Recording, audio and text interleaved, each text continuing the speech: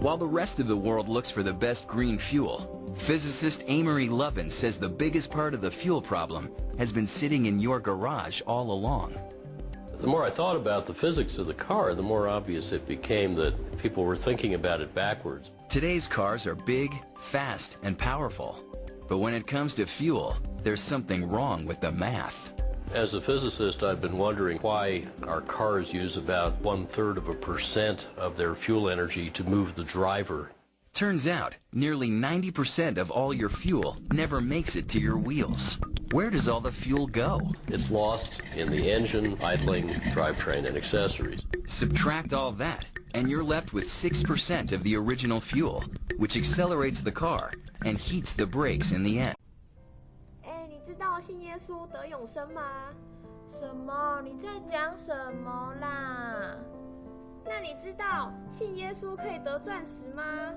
真的假的？真的可以得钻石哦！而且今年是5倍哦！啊，那我也要信耶稣啦！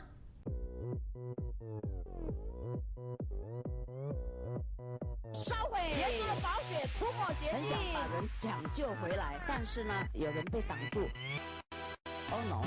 同性恋在校园里面有很多问题，就是同性恋。我们禁止接触，就是同性恋。你以为你不会被他影响，请举手。就是同性恋，就是同性恋。烧毁！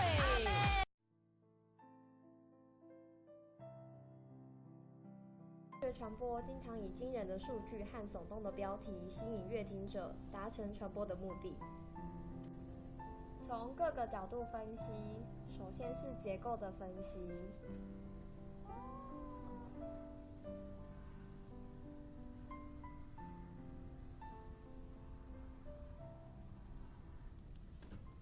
Only 0.3% of the car's fuel energy actually ends up moving the driver. Amory Lovins and his green fuel team at the Rocky Mountain Institute went to work. There's so much waste out there today that we do feel smarter design and technologies can radically reduce that waste. They wanted to invent a new, super efficient car, but they didn't want to make it too small. If you do that, the vehicles actually become less safe, and they also become less desirable for, let's say, American consumers that have large families.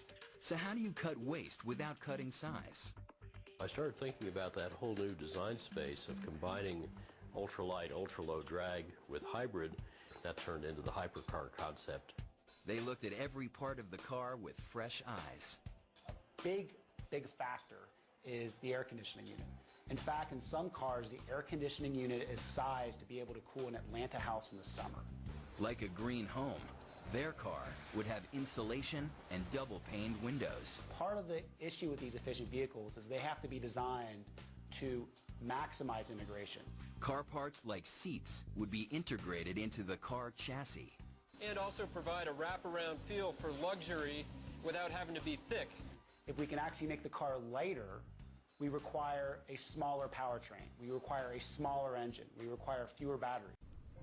接着，我们介绍比钢铁更优秀的材质。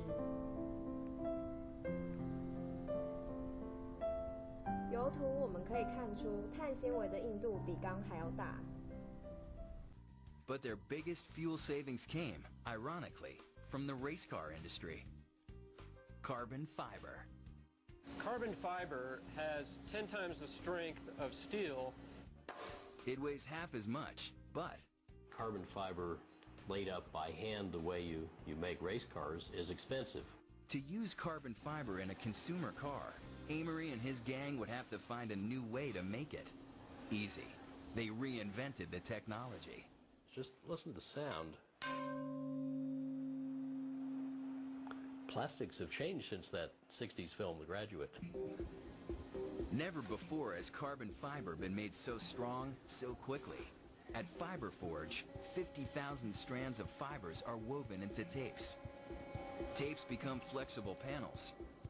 Panels are heated together. This one's about 20 layers thick. Car manufacturing at blazing speed. So this step is 3 minutes, this step is 3 minutes, and then the final forming is 3 minutes.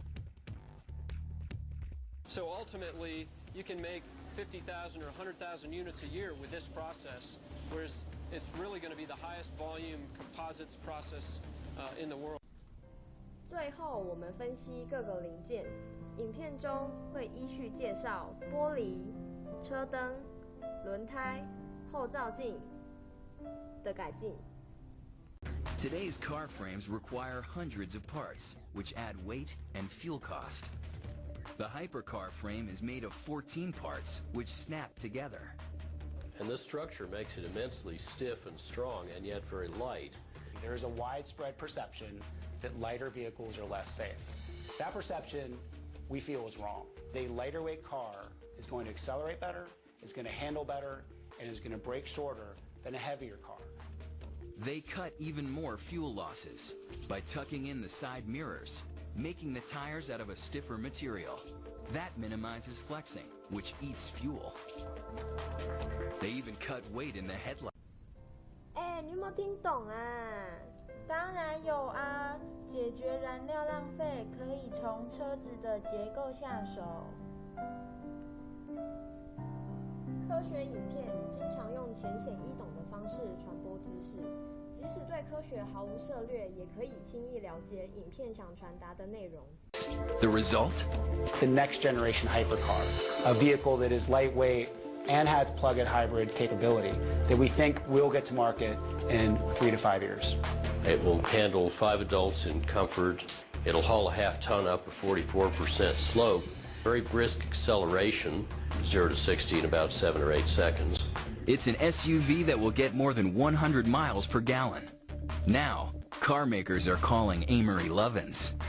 You say, well, we wanted to make this car in the first place. Now we see a way to do it. Let's get together. The hypercar puts fuel hogs to shame. In fact, it's so efficient, it doubles as a rolling power station. Your car is going to be sitting there with potentially a considerable amount of stored energy.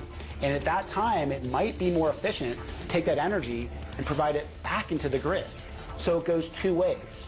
We call that vehicle to grid, and the plug-in hybrid essentially enables you to feed this electricity not just into the car, but out of the car at peak times. How does that work? Well, your fuel-efficient car would have energy to spare.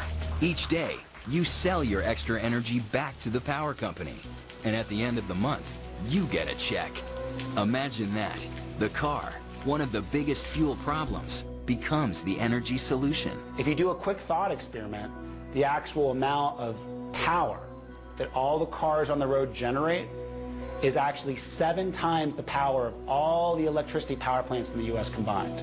So our cars represent a much larger power source, actually, than the electricity grid. It shows the revolutionary potential of these new cars to provide energy in ways we've never thought of before.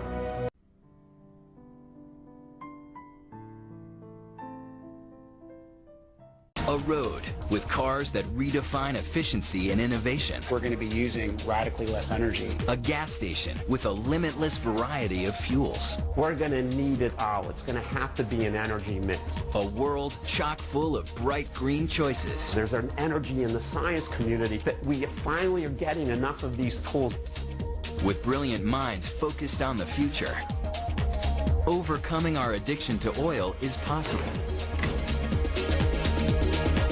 We're changing the world.